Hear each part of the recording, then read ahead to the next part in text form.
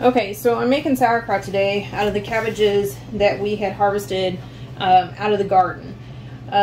Now, I had told you about our cooler going down, so this is the process that, getting these processed so that we don't lose them. Now, in the meantime, what has happened is they have started to go bad on the outside leaves.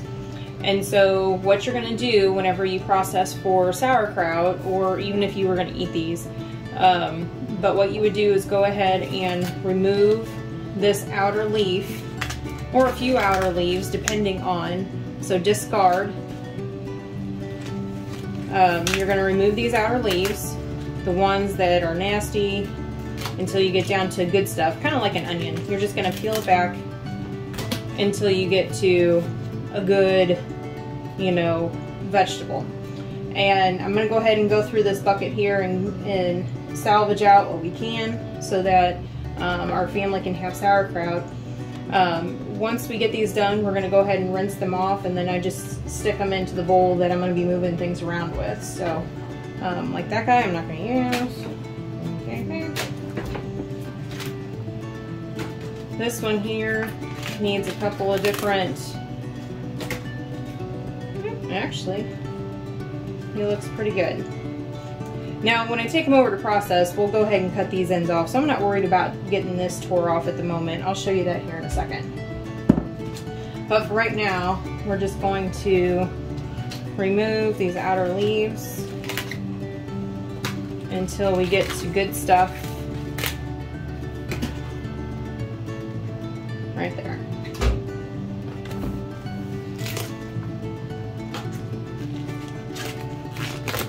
Now, some of these look pretty bad on the outside, and the inside actually looks really, you know, once we peel back some leaves, they look really good. Now, it might be once we cut these in half that they're not any good. We'll be able to see that a little bit better. But for the moment, we're just going to peel back that outside stuff so that we can get things rinsed off.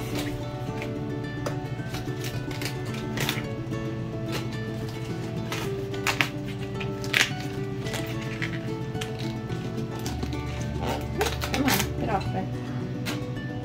Okay. Let's see right here, this one I'm going to want to watch to make sure that I get that cut out before we go to chopping.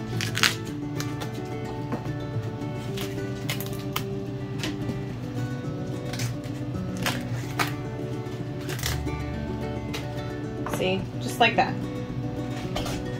That little guy I'm gonna toss.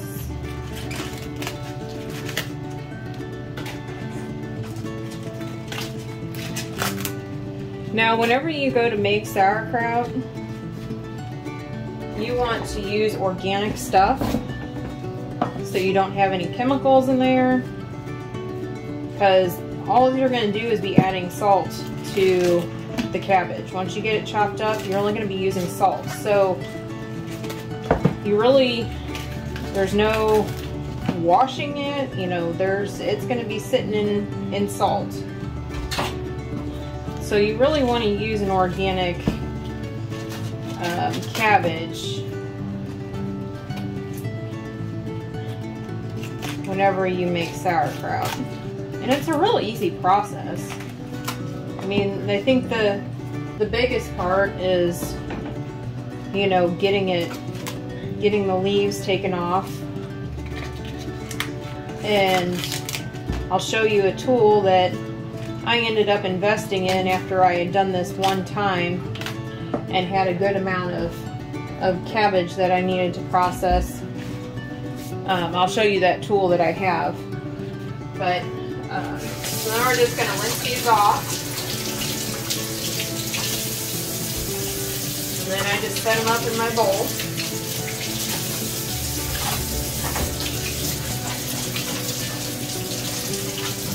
And there's things like this blemish here that I'll go ahead and trim off whenever we go to cut it.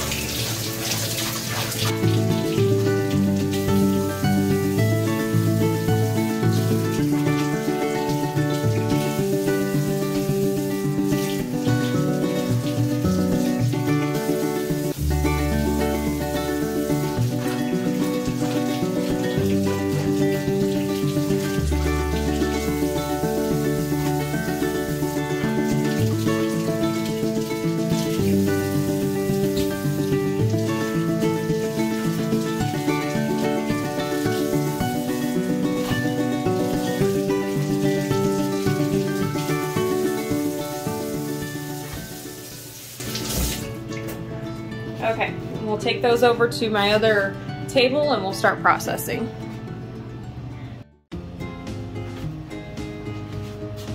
Okay, so now that we have our cabbage peeled on the outside layers and washed, what we're gonna do is go through and cut these ends off, and then also look at anything else that might be bad. Woo, let me grab my bucket.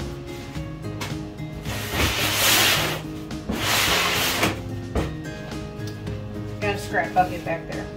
So anything else that might be bad on them, make sure you get cut off, because you don't want that in your food. Whenever you process food, you want good quality stuff that you're processing. You don't want any mold or anything of that nature. And I see right here, peeling that back. I'm not too happy with that, so I'm gonna peel that out too. Okay. Now, since this part of the leaf is good, and I know that later on in my process, I'm going to need to have some full leaves to cap over my kraut. I'm going to go ahead and keep this guy because it's going to get laid down inside my jar to cover this guy up so that the air doesn't get to it. I'll show you that here in a minute. So what we're going to do is go ahead and cut stuff up. Ooh, that one's got a hard core. There we go. Cut it up. Now, a lot of people will tell you to go ahead and core this out and discard the core of your cabbage. I leave it in. It's sauerkraut, and that doesn't bother us, especially since I've got my handy dandy little tool here. So as I was saying earlier, that after the first year that I had processed cabbage for sauerkraut, and instead of sitting here and slowly chopping, and this took forever, you know, getting those shredded, your cabbage shredded up or chopped up really finely, I went ahead and invested in a food processor. Now this food processor is the Cuisinart Pro Custom 11, and it comes with a couple of different blades that go inside, but the smallest blade that it comes with works wonderfully for shredding up cabbage and making the kraut, or even coleslaw if you wanted to make a bunch of coleslaw. So you'll see whenever we start going here how that works and how I use it. It goes real quick once you get everything cut up and ready to go. Now the other thing that you're gonna want, because your weight of cabbage and your salt ratio kind of go together, is you're gonna want a scale or some way to weigh up your cabbages, whether that be you know what it weighed from the store, or you have a scale at home that you can set a bowl on top of. But you'll want to weigh out 5 pounds, and then with that 5 pounds of shredded cabbage, you're going to use 3 tablespoons of salt. Now the salt that I use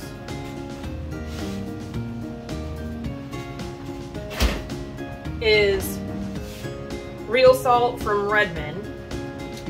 It's a sea salt, but it's refined in Utah, so you can look that up.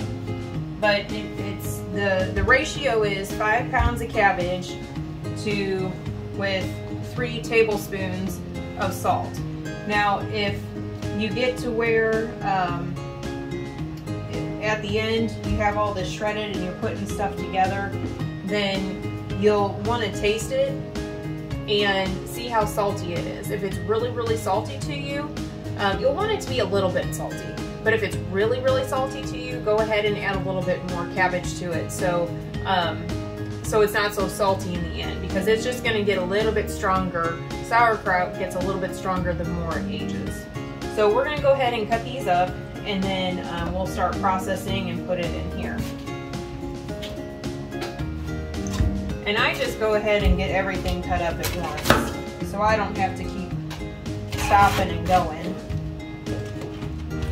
And the other thing that I do is I need to cut these in half so that they fit inside my processor.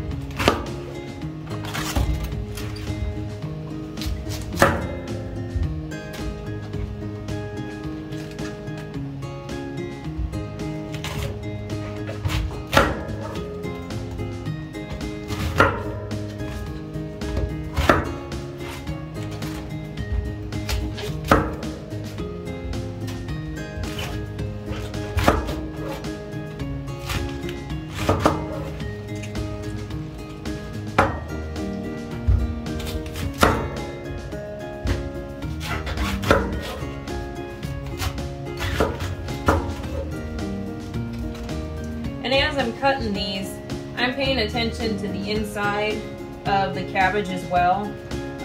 In case there's any rotten stuff in there, then we can discard that head or that section of the cabbage.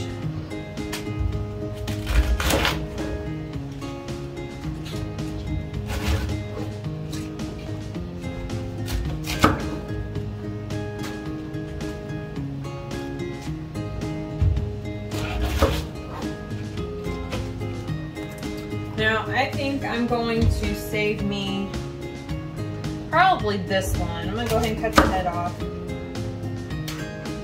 I'm going to save this one whole so that I can use the leaves to put inside of our jars.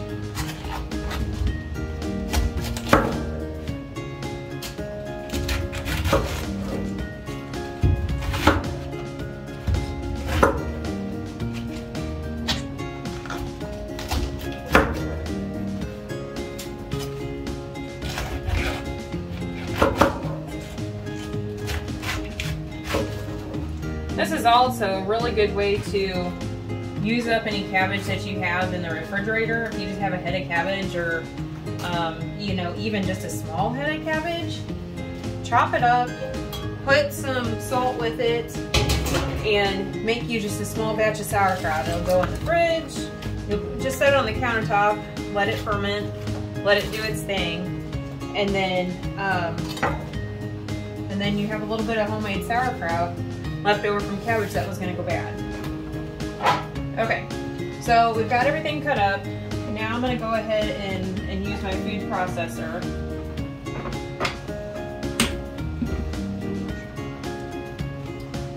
And mine, like I said, just has that blade into it.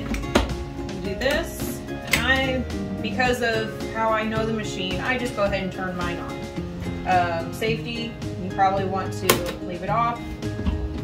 Go ahead and fill your cradle, put your thing down, and then go ahead and hit start. Mine has a safety on the back of it, so if these are not in to the back of the container, then it doesn't go. So that's kind of like my quick start, my one-handed quick start here. And we're just gonna go through and do all of this and fill up our bowl. And then once we get done, we'll fill our jars with our sauerkraut. And whenever you do that, I've got a half of one here. Whenever you do this, you'll want to put a little bit in and use something wooden to push it down and pack it into your jar. You want to get as much air out of the jar as possible. That air in there will make the food rot, it'll oxidize, and your sauerkraut will not turn out very well. So you'll want to go ahead and fill this up, packing it down little at a time, you know, put some in there, pack it down, and you'll want to leave about 1.5 inch headspace on your jar, okay? Now, once you get to this point here, you see how there's right here is my brine, my saltwater brine, because we put salt on this. My saltwater level is right here. There it is. You really want your salt water to be above this. Now, here in a couple days, it'll create more salt water, and I'll keep checking on these daily to see what's going on. But you really want that covering up your your cabbage inside. So that's where this comes in play at. We're gonna go ahead and put this leaf in here and shove it down and kind of fold it around the edges so that it acts as our air block, just like that. That's gonna act as our oxygen blocker into the jar, okay? And so what we're gonna do is I'm gonna cover this with a cloth here in a little bit, and we'll put a rubber band around it so it can breathe and it can ferment. And after about 10 days, we'll go ahead and give it a taste and see where it's at. If we feel that it needs to ferment a little bit more, I'll just go ahead and leave that on with that cloth and the rubber band so that it can breathe. If I feel that it's fine and it's ready to be kraut, I'll go ahead and remove that, put a lid on it, and go ahead and put it in cold storage, whether that be my refrigerator or the cellar that we have that stays fairly cool, okay? So that is what your end product's going to look like. Once you are done, you'll have kraut. Enjoy.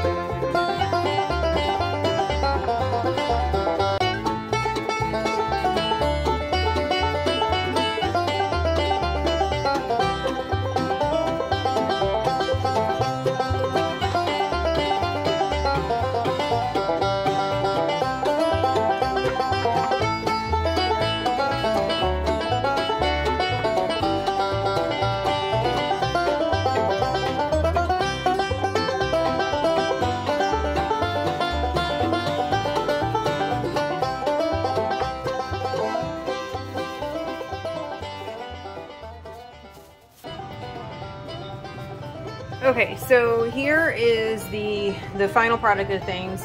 What I've done after we got the jars filled and we capped things with our cabbage leaf, what you're going to do is put a cloth or fabric over the top of it, and I went ahead and rubber banded it to keep it down and nice and tight, so that it doesn't, you know, fly off of there. And what this is going to do is allow the ferment, the sauerkraut, to breathe. We're wanting to keep the oxygen out with the cabbage leaf that we have on top there, and then this is keeping any insects out from getting into our food, but allow the fermentation process to do its thing. So I will probably move these off my countertop in case they bubble over. I'm gonna put them next to the sink so that we can keep things cleaned up. But this is your final product for about 10 days, 10-14 days.